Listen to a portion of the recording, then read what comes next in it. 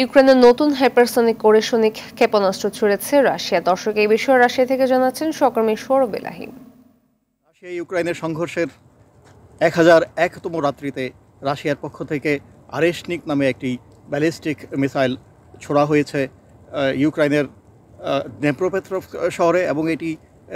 সে লক্ষ্যস্থল ভেদ করতে সমর্থ হয়েছে। এটি একটি হাইপারসনিক মিসাইল এবং যেটির রেঞ্জ 1500 কিলোমিটার অবধি, এবং এটির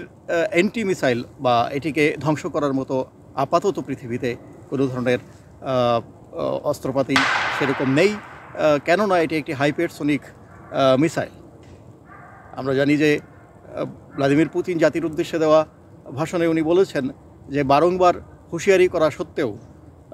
যুক্তরাষ্ট্র তথা নেটো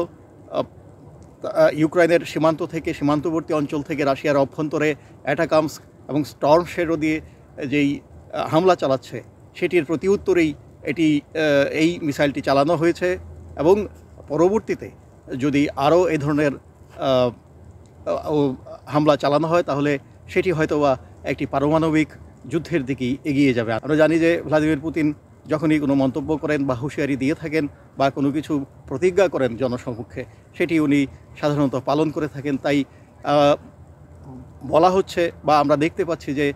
ইউরোপিয়ান ইউনিয়নের নেতৃবৃন্দর মধ্যে এক ধরনের হতাশা এবং এক ধরনের আতঙ্কের সৃষ্টি হয়েছে, এবং আশা করা যাচ্ছে যে এই সংকেতটি, এই মেসেজটি পাওয়ার পরবর্তীতে হয়তোবা রং হেডেড যেই নেতৃবৃন্দ রয়েছেন, যারা মনে করে থাকেন যে পৃথিবীর সবচেয়ে বড় দেশ এবং যেই রাশিয়া এবং সেটির যেই সবচেয়ে বড় পারমাণবিক বোমার ভাণ্ডার যেখানে রয়েছে, সেই দেশটিকে যুদ্ধের মাঠে পরাস্ত করা যেতে পারে, এই ধরনের অবাস্তব কল্পনা যারা করে থাকেন তাদের মাথায় হয়তোবা মাথা কিছুটা ঠান্ডা হবে, এবং তারা হয়তোবা আলোচনার টেবিলে বসে এই সংঘাতটিকে শেষ করার জন্য উদ্যোগী হবেন।